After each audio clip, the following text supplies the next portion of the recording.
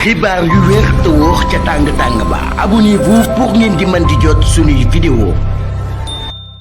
dal leen ak jàmm seen chaîne bii di Buzz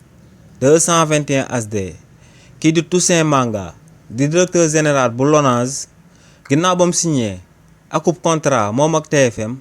li ni mel daal dinay jur akub ngandam polémique ci réewu Sénégal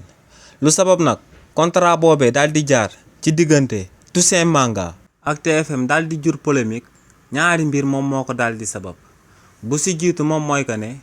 régime bu bees bi ginnaaw bañ leen tabbee woon daal di leen di teg ci bopp réew mi bokk na ci mbir buñ daal di njëkk a amal te moom mooy ñu dogoon contrat yi nga xam ne moom moo doon jaar ci diggante bépp kuréelu état bi ñoom ak presse nationale bu daal di nekk ci réewu Sénégal lu sabab nag autorité yu bees yi amaloon li ni mel moom mooy que ne ci contrat yi nga xam ne moom moo doon jaar ci diggante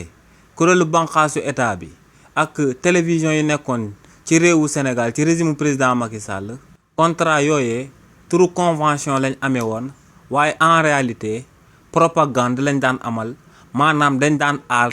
nguur yi fi daan nekk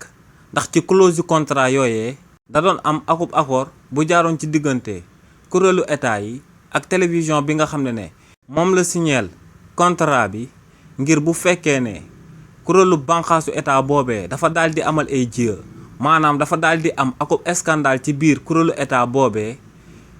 télévision nationale bi bu mu ko daal di biral maanaam LONASE bu amee akub scandale bu ñu fa sàccee xaalis boo xam ne Sénégalais yëpp ñoom ñoo ko daal di bokk moom ak télévision boobee ñu daal di signé contrat dañ koy daal di tere ngir télévision boobee daal di wax scandale bi nga xam ne waa LONASE daal dinañ koy amal te daal di luubal alal bi nga xam ne Sénégalais yëpp ñoom ñoo ko daal di bokk li ni mel nag moom moo sababoon son excellence président Bassirou Diomaye Diakhar Faye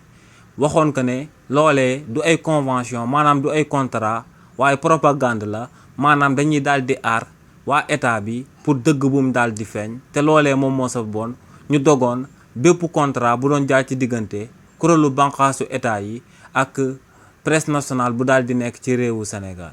waaye nag lu jaaxal ñëpp moom mooy que ne kii di Toussaint Manga di directeur général bu LONASE le 21 mai 2025 bu ñu daal di génn dafa daal di signé akub contrat moom ak TFM te ci contrat boobee daa am akub déggoo bu daal di jaar ci diggante LONASE ak TFM te ñoom ñaar ñëpp dañoo daal di d'accord que ne bu LONASE amee akub scandale waa TFM ñoom ci seen wàllu bopp duñ ci daal di àddu dañ leen di protéger ba noppi daal di leen di aar loolee nag day daal di nuroo akub propagande bi nga xam ne moom la régime bu bees bi di daan xeex te loolee moom moo sabab patriote yëpp di daan àddu jëmale ko ci scandale boobee daal di am ca LONASE waaye tamit ñaareelu mbir mi bi nga xam ne moom moo sabab contrat boobee daal di jur akub polémique moom mooy que ne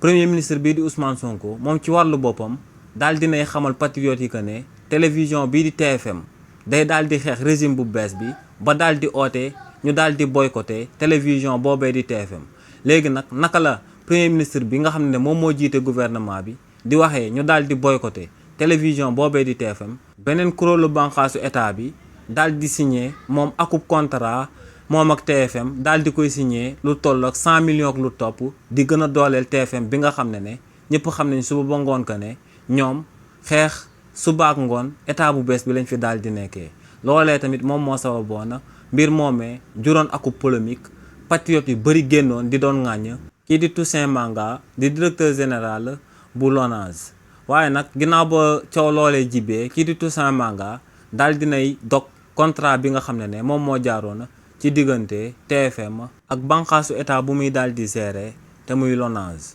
xibaar yu wér te wóor ca tàng-tàng ba abonnez-vous pour ngeen di mën di jot suñuy vidéo.